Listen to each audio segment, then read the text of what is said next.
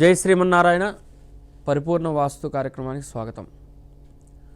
మనందరం ఆలోచించేటువంటిది, అట్లాగని మనం అందరం కూడాను ఎదురు చూసేటువంటిది ప్రతినిత్యము కావచ్చు, ప్రతి నెల మనం ఉద్యోగం చేసిన తర్వాత కానీ, అట్లాగని మనం వ్యాపారం చేసినప్పుడు ప్రతిరోజు చూసుకునేటువంటి జమాలకలు అయిపోయిన తర్వాత మనం ఆలోచించేది ధనం ఎంత వస్తుంది, అట్లాగనే ఆ ధనం ఇంటి లోపల ఎక్కడ నిల్వ చేయాలి, వచ్చినటువంటి ధనాన్ని ఎక్కడ నిల్వ చేస్తే అది మనకు విశేషమైనటువంటి అభివృద్ధిని పెంచుతుంది.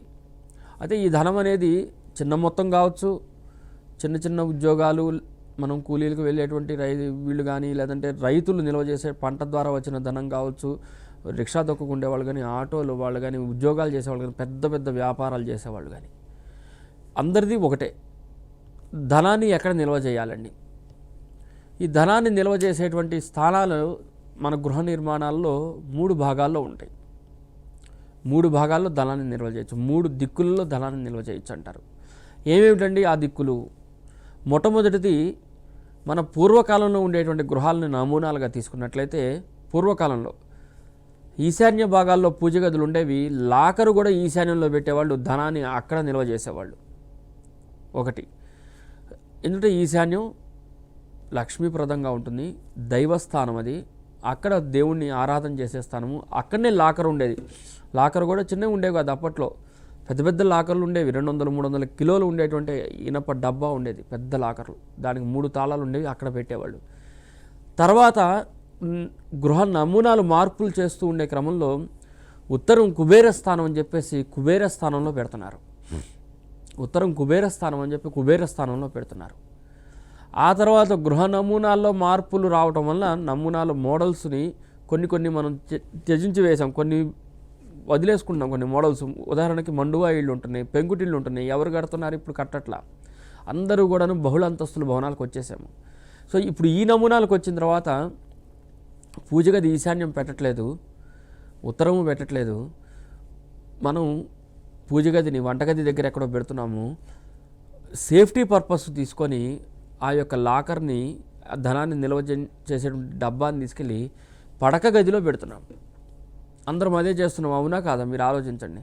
అంటే పడక గదిలో తీసుకెళ్ళిపోయి పెడుతున్నాం. ఎందుకంటే పడక గదిలో ఉండేటువంటి నైరుతి భాగం అనేది అది కూడాను లక్ష్మీ స్థానంగానే మనకు శాస్త్ర ప్రమాణాల్లో ఉంటుంది.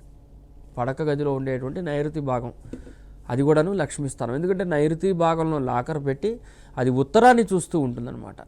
అంటే మనం దక్షిణం వైపుకి తిరిగి బీరువా ఓపెన్ చేస్తాము, లాకర్ అనేది టువర్డ్స్ నార్త్ ఫేసింగ్లో ఉంటుంది. అది ప్రస్తుతం మనం ఏర్పాటు చేసుకునేటువంటి ధనం నిల్వ ఉంచేటువంటి స్థానం. అయితే ఈ నైరుతి భాగంలో పెడుతున్నామండి, మాకు ధనం నిల్వ ఉండట్లేదని కొంతమంది అంటున్నారు.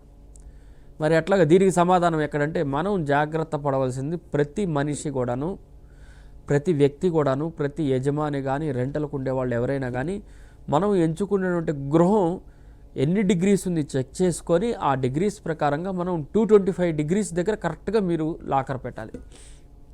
ఇప్పుడు ఉదాహరణకి విదిక్కుల్లో ఉండేటువంటి స్థలాల్లో మనం నివసిస్తున్నాం అనుకుందాం. చాలా ప్రాంతాల్లో విదిక్కులు ఉంటూనే ఉంటాయి. ఈవెన్ హైదరాబాద్లో కూడా నేను కొన్ని ప్రాంతాలు చూస్తూనే ఉంటాను. అంటే అందరికీ తెలిసిన విదిక్కులో ఉండేటువంటి స్థలాలు ఏంటంటే, దిక్కులేని బందర్ అందరూ అంటూ ఉంటారు కదా, ఒక నానుడు ఉండేది కదా, అంటే మచిలీపట్నం అనేది విదిక్కుల్లో ఉంటుందని. అది కాదు, హైదరాబాదులో కూడా విదిక్కుల్లో ఉన్న స్థలాలు చాలా ఉన్నాయి. అట్లా విదిక్కుల్లో ఉండే స్థలాలు కనుక మనం గమనిస్తే, మనం ఎంచుకున్నటువంటి పడక గది నైరుతిలో ఉండదు, మనం పెట్టిన బీరువా కూడా నైరుతిలో ఉండదు. అప్పుడు ఏమవుతుంది? అసలు పెట్టవలసిన ప్రదేశంలో మనం పెట్టము, అక్కడ డైనింగ్ టేబుల్ వేసుకొని కూర్చుంటాం విదిక్కుల్లో. కాబట్టి మనం ఏదైతే లాకర్ అనేటువంటి ఒక పదాన్ని వాడుకుంటూ ధనాన్ని నిల్వ చేసేటువంటి బీరువా కావచ్చు, చిన్న లాకర్ కావచ్చు, ఏదైనా కానీ అది మన గృహంలో 225 డిగ్రీస్ దగ్గర ఉత్తరం చూస్తూ కనుక ఉన్నట్లయితే, 225 డిగ్రీస్ దగ్గర ఉత్తరాన్ని చూస్తూ ఉన్నట్లయితే డెఫినెట్గా ఆ గృహంలో లక్ష్మీ స్థానం అనేది బలంగా ఉంటుంది. వెళ్ళిపోమన్నా కానీ వెళ్ళిపోకుండా లక్ష్మీప్రదంగా ఆ గృహం ఎప్పుడు కూడా విరజిల్లుతూ ఉంటుంది. ఇది మనం అందరం కూడా గమనించాలి. కాబట్టి లాకర్ని 225 డిగ్రీస్ దగ్గర ఉత్తరం చూస్తూ కనుక ఏర్పాటు చేస్తే విశేషమైనటువంటి ఫలితాలు ఉంటాయి. లేదండి మేము పూజ గదిలో ఏర్పాటు చేస్తున్నాం అంటే పూజ గదిలో నైరుతి భాగంలో పెట్టుకోండి, విశేషమైనటువంటి ఫలితాలు ఉంటాయి. లక్ష్మీప్రదంగా ఉంటుంది. ఎప్పుడు కూడా రాజయోగాన్ని ఇచ్చే విధంగా ఆ గృహం మనం ఇట్లా ఒకరికి ఇచ్చే విధంగానే ఉంటుంది కానీ ఇట్లా తీసుకునే విధంగా ఉండదు. అది మనం అందరం గమనించాలి. ఈ నియమాన్ని తప్పకుండా అందరం పాటిస్తే మంచి ఫలితాలు ఉంటాయి. జై శ్రీమన్నారాయణ.